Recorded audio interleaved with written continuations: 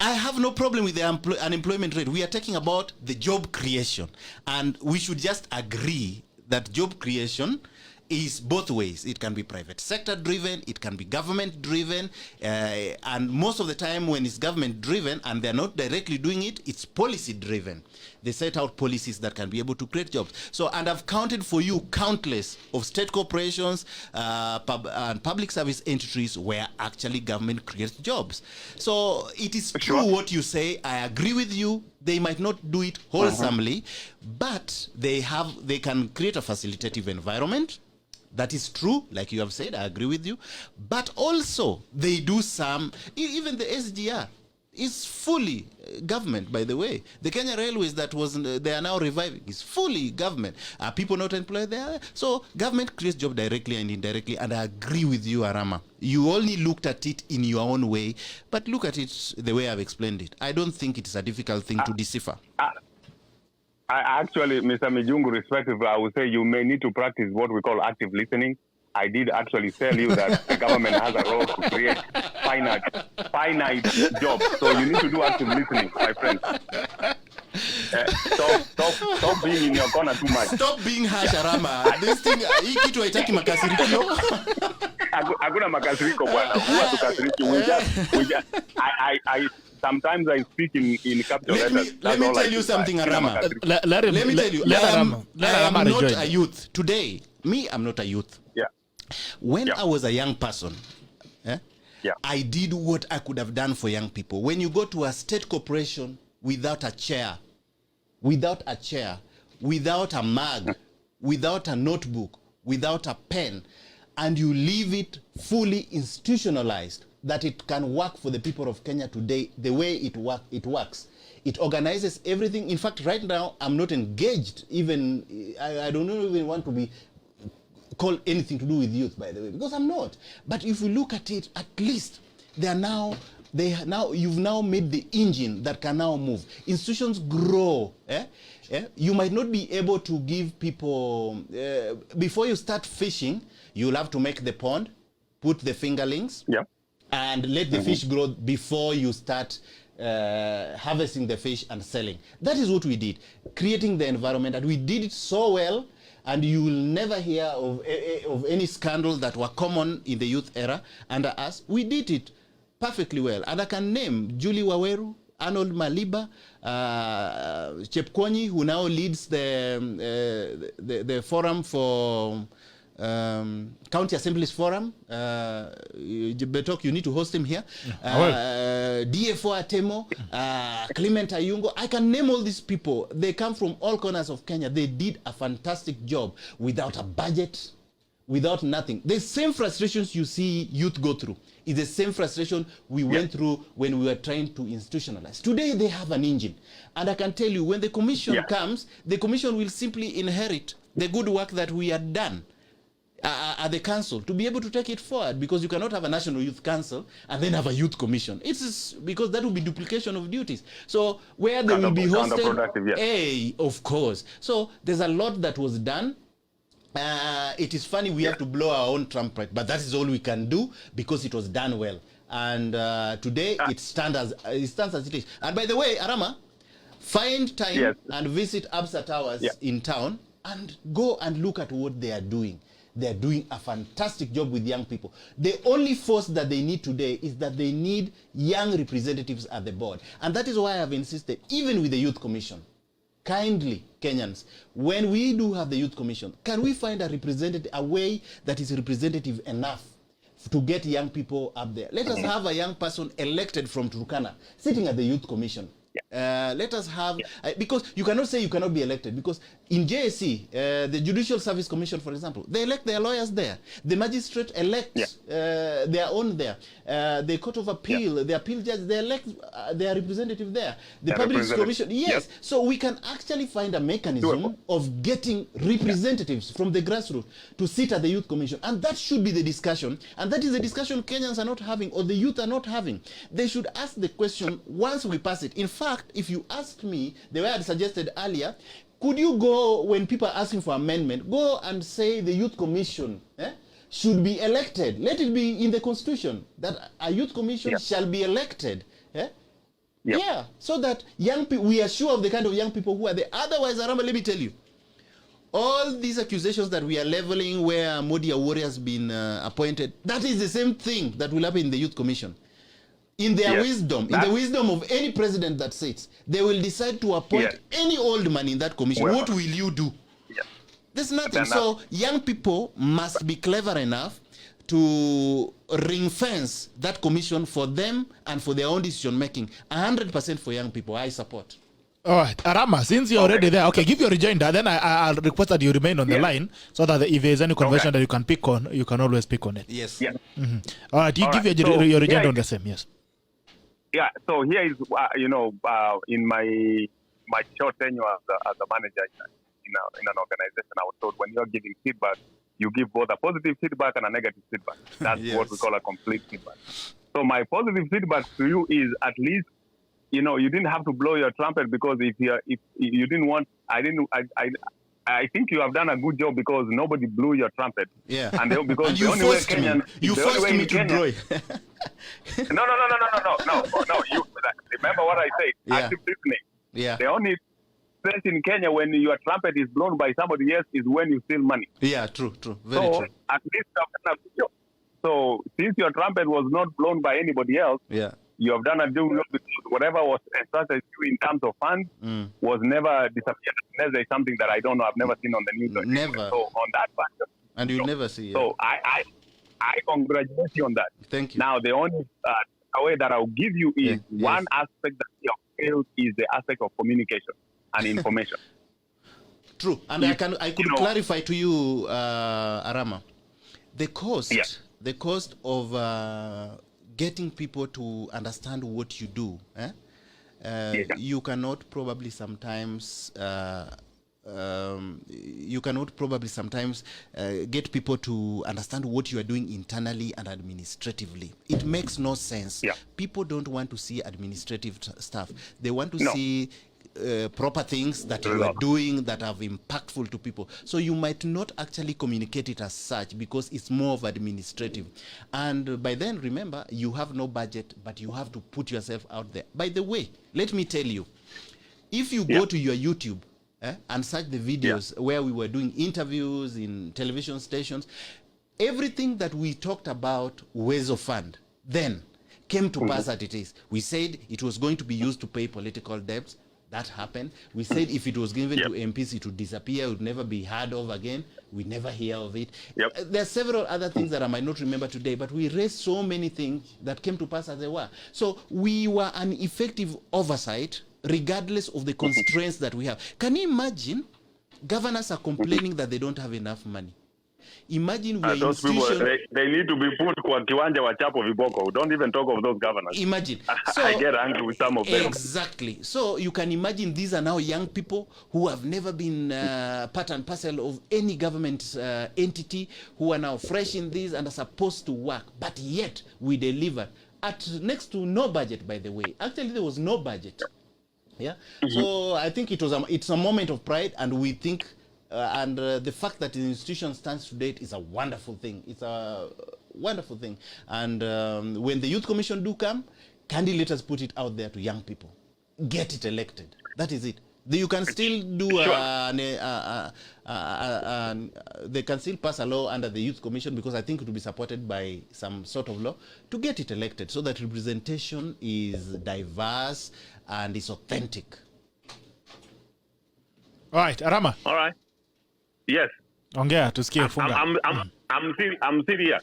I'm serious. So what I was saying, I'll go back to my point about communication. You don't necessarily have to have the funding.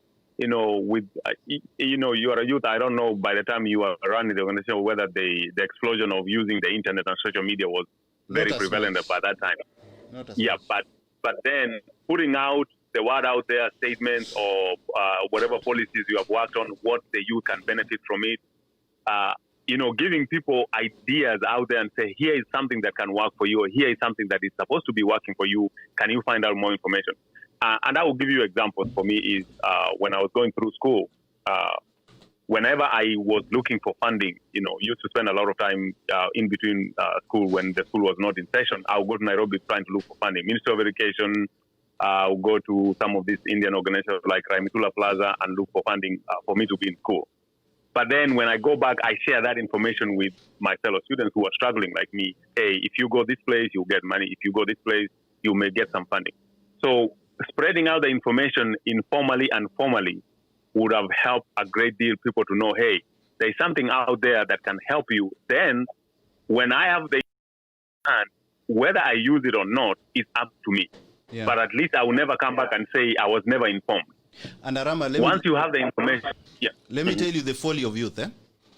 Ask any young person or youth, for that matter, if they know about Manchester United and they know all the players, they know them. And this is information 100%. that is in the United Kingdom. Ask them about the information that is in Spain. They will tell you. Ask them all this fancy stuff that they do, the latest music they know. But ask them about their own here. So even information sometimes is about your desire to be able to find it. Imagine they know, but when you ask them about things that are available for them locally, for example, Youth Enterprise Fund, what you can do with it and all that, they don't know. They lack this information. So sometimes I think the policy around how government manages young people must change from what it used to be before. Young people still look at government as very, very bureaucratic, by the way. When they come to government offices, they're intimidated by the red carpets and all that. But these young people have found comfort on their phones. They found comfort on gadgets. We can recreate how government communicates with them. Let me tell you, all these people who are on Facebook, Twitter, they are very brave when they throw insults, when they're abusive, but meet them in person. We call them keyboard warriors. Exactly. But when you meet them in person, they are very different people. They cannot even raise their voices. Behind the keyboards, including bloggers, but behind the keyboards, people are very, very confident. There's a false safety that they have around them. This is what young people are today. So the government must find innovative ways of putting our information out there. And luckily enough, you can see, and they've tested it probably with the digital collection of signatures, which is really, really going on very, very well. Very, very well. Because it is digitally driven. Could this be probably a way we do things in the future? If we, for example, want young people to access AGPO, why does it have to be a young person trekking from one place to another without even money looking for this opportunity? Can it be done online, for example? Online. If it's about bidding for tenders, how difficult is it? How difficult is it for us to make platforms for young people to be able to bid for tenders online? These are proposals that we put out there, so that we could adapt to the new age of doing business. And do they have to do they have to wait to be paid? I mean, once you log in, you put your details, you can bid for a tender, you put your account details, and when you deliver the goods, it's scanned back, it is indicated it's been delivered, it's been authorized, and it is online, and you get paid. I do not even need to see a PS. I do not even need to see a minister. And the same system can be spooled in such a manner where payment can only be done on the basis of first in, first out. You cannot be paid if the day you logged in to do your things and do your supplies was today. You cannot be paid, yet the person who had done the same 4 months ago has not been paid. So, and if it is automatic in the system, it automatically picks it. So these are things that can be done. Can we, as a people, can we, as a government, try and change the way we do our business? It can no longer be as traditional as it used to be. So these are the kind of things that we try to infuse. Some of them have been taken up. Some of them have not been taken up. For example, if you apply for an AGPO certificate today, you are likely to do it online and submit everything and be proven and get it. But this has not been so much mainstream within other ministries. And then, when you look at these ministries, do not think those ministries are very friendly to each other. People tend to keep their corners. For example, I can tell you authoritatively, today there's a discussion as to where the Biashara Fund that combines young people, youth, women, should be anchored. Should be, there's an argument as to whether it should be at the National Treasury. There's an argument as to whether it should be at the Ministry of Public Service and Gender. There's an argument as to whether it should reside in the Ministry of Youth. You understand? For purposes of control of resources and everything, because people do struggle around resources, including ministries. And then government is not any stranger to anybody. It's just like you. It operates like a human being. And it's not independent of each other. It is interconnected, just the way you operate. So creating this kind of goodwill and this kind of measures can honestly be done. But it is the initiative, and it comes back to what we talked about the other time we talked. Goodwill. All right. How can you legislate goodwill so that, and how can we be able to vote and know that this honestly is a person that if we give opportunity to serve, he has enough goodwill to do the right thing. That's what the last thing. Now, CRA, usiende mali ya Rama. CRA imeandikia magavana wamwambia ile pesa yenye Uhuru alisema 50 billion, amwapia amesema the carrot is not available. 50 billion. And here you're talking about 35% in BBI. Yes. 50 billion that was promised by Uhuru Kenyatta the other day, the CRA is saying there's no money. I mean, let's be realistic, Mijungu. And I like the fact that you've been part of this convention round. When you talk about shaping a destiny, we have to see from a point of reality. The promises are being given in a document that are not practical right now. What makes us feel that this thing will be practical in a few days? The government the other day, they were striking the no to Lieni, they 50 billion. The 50 billion carrot that was dangled is the one that informed the passing of revenue allocation in the Senate. Now, CRA is saying that money is not there. What's the way forward? Quite unfortunate. Please speak to your microphone. It's quite unfortunate. The ongoings are quite unfortunate, honestly. But this is what I would say.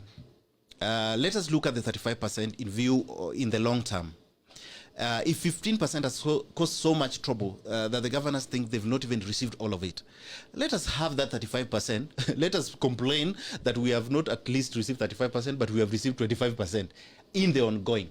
But to blanketly leave it that it's not necessary, but then at a time when you really need it, it will not then be possible to bring it on board. It will be difficult. So let us have it. What makes me happy about the 35% is this. For the first time, we will be able, through this BBI document, we'll be able to force some sort of fiscal discipline within the national government. If they are remaining with about 65%, then let it be possible that they can manage it better. And you must also know that any governor who is elected, that council, moving forward, they are going to be more assertive than they've ever been. So if it's 35%, believe you me, they will push it to that end. And if that would bring fiscal responsibility within the national government, and even monetary responsibility for that matter, so be it. Let them have the 65%, let them pay the police, let them do the security issues, let them pay the defense, let them pay the civil servants, let them remain with that thing or that amount that they think is not enough and be able to manage it better. Maybe we are moving towards a point at which we will be more efficient in terms of the way we manage our resources. So yes, push 35% down to the grassroots. The reason why I believe that should be done, it would also take the heat of competitiveness within the national government, where everybody wants to be president or everybody anchors with the president. But as long as we have enough money down there, or we have a mechanism for getting money down there, at least there'll be at least more cohesion. But Mijungu, now 50 billion that has been promised, yes. CRA is saying the money is not there. Yes. That is my question. Even as you speak about all these big languages, sending money, why are we not sending this money now? The 50 billion that the president promised himself, CRA is saying the money is telling governors this money is not there. We need to have a meeting and tell you guys we don't have the money. Now, so tell me, where are you going to get this? This is the way I would explain it. Even in reality now, so how do we deal with this? Ask all governors to make their budgets, for example. How do you make a budget? You look at what you will get, how you will raise the revenue, and then you look at how you will spend it. Sometimes you fall short. You think you'll raise the revenue like this, then it turns out that you cannot do it. For one reason or another, somebody has taken you to court. There was no public participation in you trying to raise revenue in the manner that you attempted, for example. So to some extent, there can be money or there might not be money. I do agree with you. But remember, this is a budget. A budget does not mean, even you when you make a budget in your own house, it does not mean that you have all the money. You know where you're raising the money from, or you know what you are getting and what you are planning for. You might not meet certain objectives. That would plainly my answer. It looks like a carrot that was being dangled to be able to pass the revenue formula. For me, I thought what was done, it was not just 50 billion.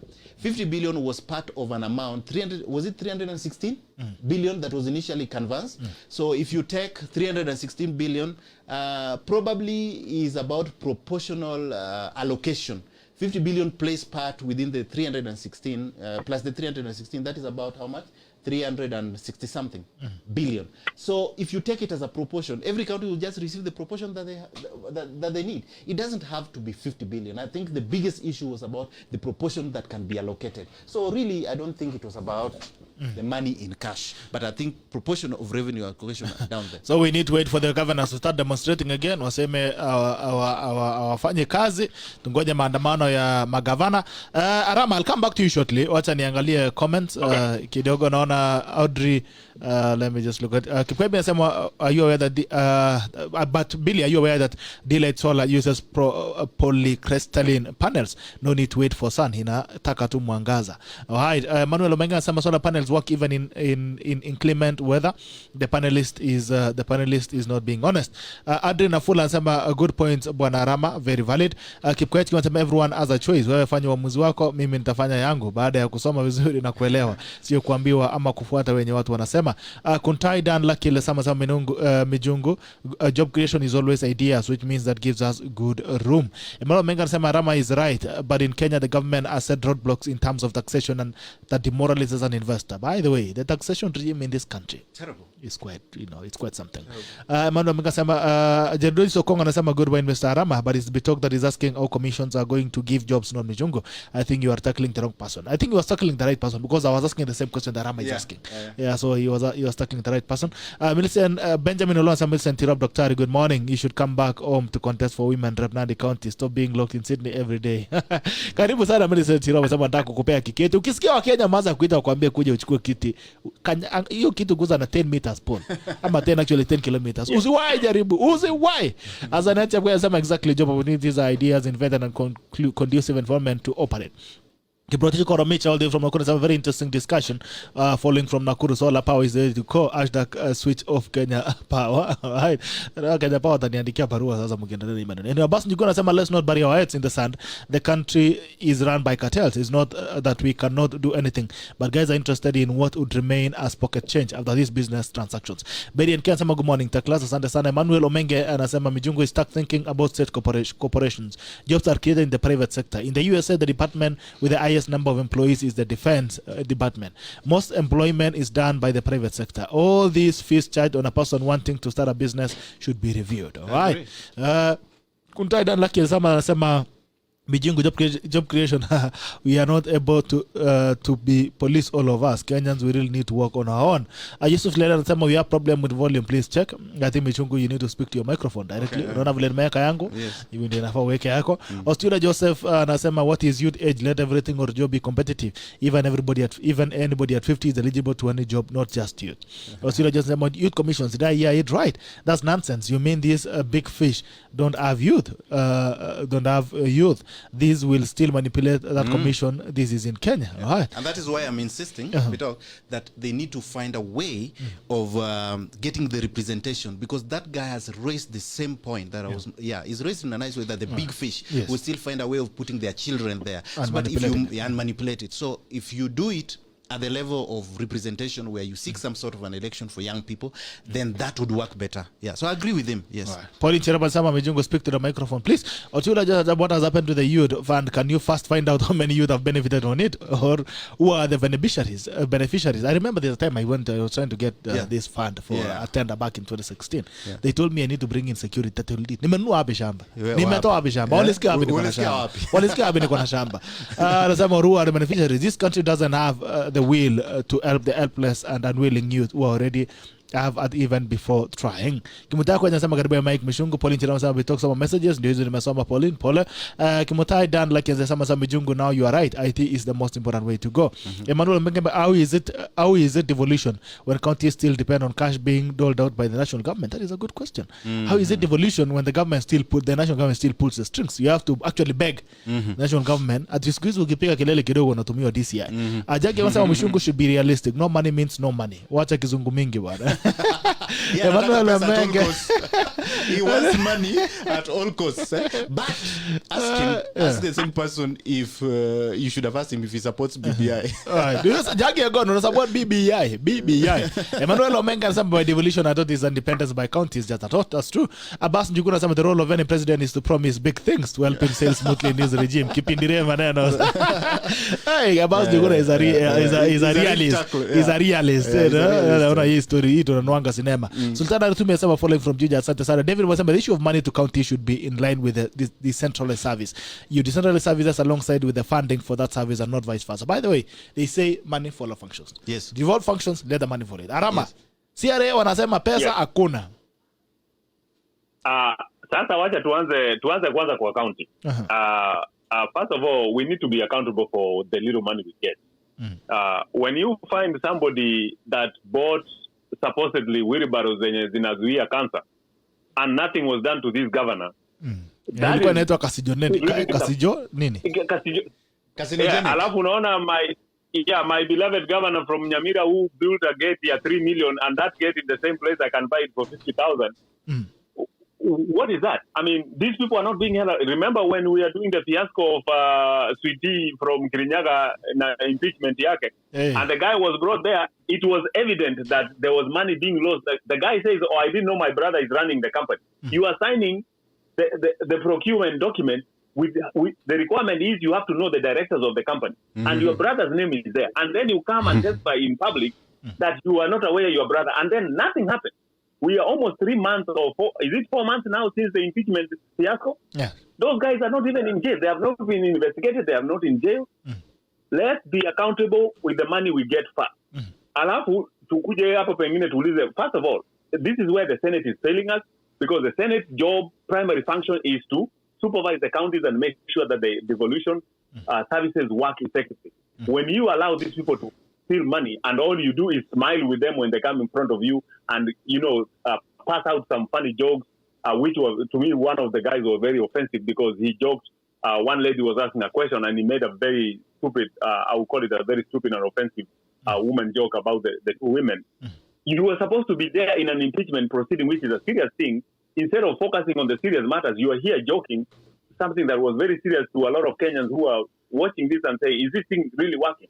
So, I mean, I'm surprised even the BBI didn't have a portion where it says we need to do away with this Senate, because this Senate is not doing anything. I'm telling you, you tell me, how many governors or county governments have been held accountable with misappropriation of funds, which is the function of the Senate they're supposed to oversee? They haven't done it. If they have done it, then you can tell me, you can disagree. On that point, which is their primary function, they have not done it. Then on that point, they have failed. Therefore, we don't need the Senate. If you cannot do what you're supposed to do, maybe then we just need to go to court directly and sue these people because you are not doing your job. Now, you may disagree with that, but that's fine. Now, when we come to the national government, when you say you don't have money, you have been borrowing, you have been getting loans left and right. Sometimes you are even given money to tackle issues like COVID and some other issues, hunger and wakati grasshoppers zilikuwa kila mahali, mtu anaanza kusema that those grasshoppers will just disappear. You are given money to deal with that, and the money is nowhere to be found in people's pockets. Now, then comes to the question is, you are supposed to have an auditor general. You knew one was retiring. You never had a process in place to replace him and have a smooth transition so that this person who is coming in, the person leaving, has time where they overlap and tell him, here is how things are done so that they know from the person who has been in charge. We don't have that. So now when the government comes and says we don't have money, then the question is, when you say you don't have money, where are you getting money to run the BBI referendum that you're planning to run? You need to give that money to the county. Let's be realistic here. But as long as Kenyans, we don't hold our leaders accountable and ask them these questions, tough questions, when they come out if they ever come out to the machinani and talk to people, ask them these tough questions. Now, one of the issues that I've been thinking, sometimes you come up with these ideas. One of the objections I have with the DPI is the expanding of the legislature and adding more people. But I say, okay, here's my idea, and I think I hope other Kenyans will support it. since these MPs and senators are hell-bent on expanding the legislature, let's do this.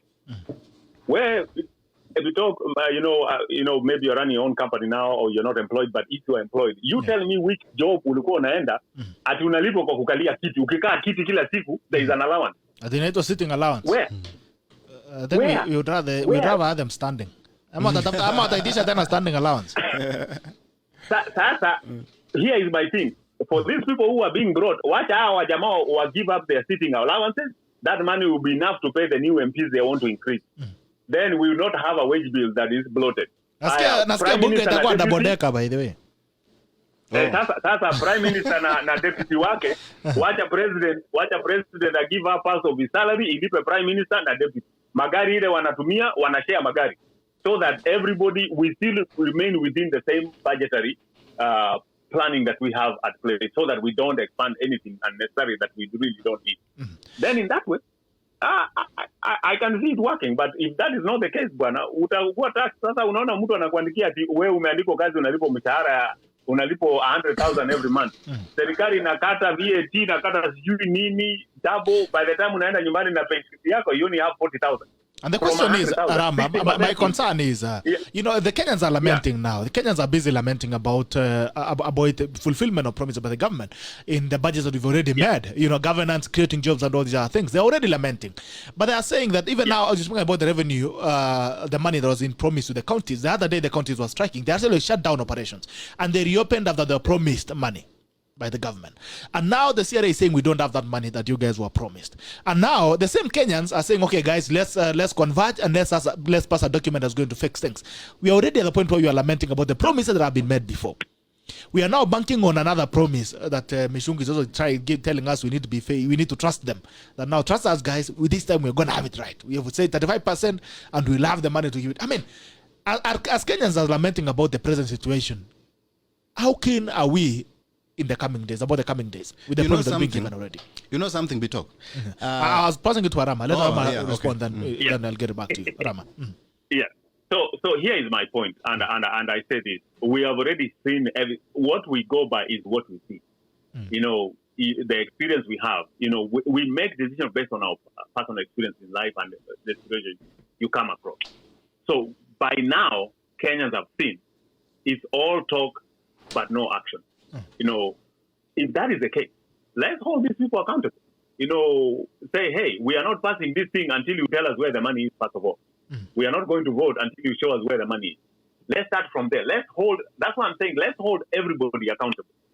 And one of the things that I've said, I've talked with other people that some of the things that we complain about. For example, I will tell you, I was born and raised in Molo. And I lived in, if you know Kuresoi, that's where I lived most of my young life and part of my adult life. We have a road that connects Molo all the way. You go on the other side towards Rich. That in some government documents, somewhere it was supposed to be summer during Molo's regime, but it was never. But even now, the current MP is the deputy speaker of the National Assembly. He has promised so many times that he's going to get that road constructed or tarmac, but it has never happened. One time, that is an area that when it rains, it rains.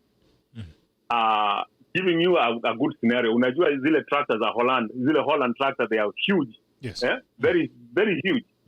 Can you imagine that tractor could not pass a road, imekwama kwa barabara? The worst thing to me was one time there's an old lady who passed. The people had to carry the coffin on their shoulders because there was no car. Hata punda ilijaribu kupita ikashindwa. Kama tractor imekwama unataka punda ipita. Hiyo ni kuchokoza punda, hiyo ni kutesa punda. So me, I told the people, I said, you people, you have been talking with this guy. He only shows up election time. After that, I said, you invite him. Tell him we are doing a homecoming for you. Kureso is blessed with very good cypress. Enda kata muti vizuri, kiboko mzuri, weka ikae kidogo, Mata kunyorosha MP? Itoka kidogo. Well, nyorosha huyo MP kabisa. Aya. Nyorosha in public. Let the news media see, and when they ask why are you beating your MP, tell him because I just barabara. That guy will go back in parliament, and within a month you will see the contractors building that road. we need to take decisive action. You need to hold like these people Kasarani. accountable. Yeah? That's like Kasarani. Yeah, Kasarani exactly. walinyorosha mbunge. Exactly. Because somebody cannot be promising you things for 20 years and he never does it. You know, that's asking you for fools. I mean, that is one area that is very, very productive. Farming, kila kitu, mboga, viazi, name it. Tea, name it. It is there. But barabara hakuna. So it's the same thing, the whole country. Hold these people accountable. Let's start. The devolution, one thing the devolution did was tell the people, you see your government right here kwa uso yako. Let's start with our MPAs and the governors and say, nyinyi watu kila siku munaenda munapatiwa sitting allowance. Munatoka hapo, you know, there was that, you know, when the whole county government devolution started, there were so many trips of benchmarking outside the country until it got to a place most of the, especially American and the European countries, stopped giving visas to MPAs to go out of the country for benchmark because they realized all these guys are doing is going out for getting those per diem allowances. That's all. They are not benchmarking anything. Mtu anakuja hapa, instead they are supposed to be sitting in a meeting to attend conferences, they are going out there shopping and buying stuff with the money that they were given to come and attend these conferences. So they started restricting how many people can travel. So ask them, why are you going to Mombasa to benchmark as if Mombasa wako na kitu ya maana sana nyinyi hamwezi fanya hapa? You can talk on the phone. Why do you have to go to Mombasa for benchmark? Talk right here. Now, there are some places you can At go. least COVID has helped us now. They are not benchmark. benchmarking. COVID has stopped Our everything. world is out after. They will still find ways to benchmark even when there is COVID. After COVID now, we'll They are having benchmark rallies. on how people use vaccines. Yeah, exactly. You see, those are the things where if we can hold our leaders accountable for what they are doing. Right. Tuache hii mambo ya kusema mtu wetu syndrome ati, you know, ukikuja kwa kijiji hapa, my clan, mtu wetu, our lineage hapa ndiye amekuwa MCA, so we have to protect him, even when you know he's doing horrible things. Be reality. You know what? You are failed. Get out. Let's put somebody else. Aya, wacha nisome comments hapa alafu I throw the same question to Mijungu. Arudi. Australia Johnson, can we have every county to have monthly magazines to show how they spend our money and show us in picture all the project being undertaken and fund allocated so that those who are down there can see and note that their leaders are doing. Otherwise, even if you give them 200 billion, they still do nothing without accountability. All right. Jeriso Kosa must stop comparing America with Kenya. Manuel, this is where we are wrong. Let's work on homegrown solutions. Magdalene Njogu anasema how do federal governments in EG Nigeria work? Our devolution has failed totally. Na amekasirika kabisa. Jackie anasema do not support BBI for one reason. It is increasing the load over us instead of reducing it. Punda amechoka, punguza mzigo. Claude Chemogin na amekuja hapo na emoji. Manuel Omengi anasema what does Mijungu think about BBI? Atatuambia anafikiria nini? Abbas Njigo anasema Arama, Senate has not failed. It has always summoned people in government and prepared reports after their findings. But what happens to the report? Is a question. Australia Joseph anasema Mijungu's opinion is because he might have read the BBI. Why not read it and have your own opinion? Wachana na ya Mijungu. Read. You understand your way. Pauline Cherabo anasema availability of funds is goodwill from leadership government. So it will still remain a dangled carrot. Karoti. Tukule karoti tukisonga. Australia Joseph anasema it's about BBI because I'm blind and my leader has read it for me but has not told me what it says, but he has said it's good, so I support it. Why? Nazaiano Akadirango na amecheka. Ile moja amesema can't support this useless burden. That's only helping greedy politicians. Australia Joseph anasema that's the real Kenyans we are. Let's see. Eleta anasema a local citizen, I don't support it BBI because it increasing the tax load to just ask for the name of inclusion in government and increasing of representation that all Lord come to us. Yulizo kwanza invite Arama akae hapo kwa studio live. I like his contributions. He'll be joining us. Yeye ni chairman wa diaspora huko ngambo. Yeye ndiye anasimamia program ya diaspora pale. Mijungu. Yes. On the same question. Yeah. You are here telling us about what the government has not done. Yeah. The promise that does not fulfill. Yes. But you want us to believe in a magical document. Yeah. That is going to suddenly give us 35% from nowhere. Yeah. I'm not seeing an economic structure in BBI that is going to tell us how you're going to generate income. Where suddenly are you going to get money to develop? Let me tell you. Sorry. Bitok. If 35% is forcing fiscal responsibility at the national level, so be it. So from where is the question? From where it is, we have enough resources. the kind of traveling, that unnecessary traveling that happens around the country, it is bound to stop. The kind of unnecessary expenditures, inflated tender processes that happens at the national level, we are likely to see a drop in them because they'll be forced to cut their coat according to their size. If their revenue is shrinking, yes. So be it. So I don't think, and let me tell you, and we are not trying to support a document or pass the document for today or tomorrow. You know, Kenyans are angry. I can imagine why they are angry. The economy is not doing well. COVID has affected everybody. People have lost jobs. So why are you telling us about BBI? That does not mean we don't prepare for a better future. Because indeed, we must prepare for tomorrow, regardless of the way today seems to be. So the document must not be judged because of the harsh economic environment that we are in today. Let us also judge it for the future. What do we expect it to get in the future? I mean, if the economy was doing well, everybody would be like, no, let us devolve more money now at the country. So let us just have the frame. How many billions are being stolen every day? When you say there's no money, how many billions are being stolen every day? I haven't said there's no money. You are the one who has said there's no money. No, you are the one saying the economy is doing bad. Which economy? Whose economy is doing bad? Okay, of course, the poor man's economy is doing bad. Yeah, and the poor man's economy is not in charge of devolution or governance. Very true. Yeah. I agree with you.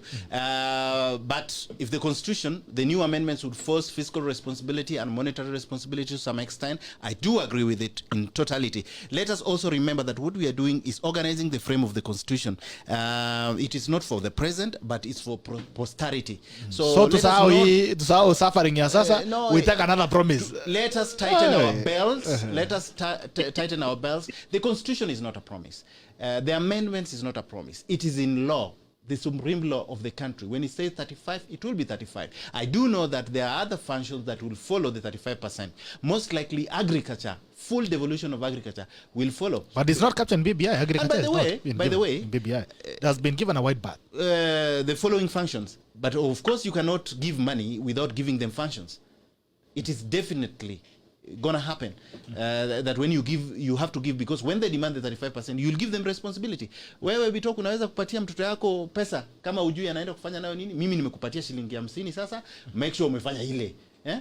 So at the end of the day, I know money should follow functions, but in this case, they've made it in a way that functions will have to follow money for some reason. Yeah. So it's a frame. It's a frame. Let us not judge the frame.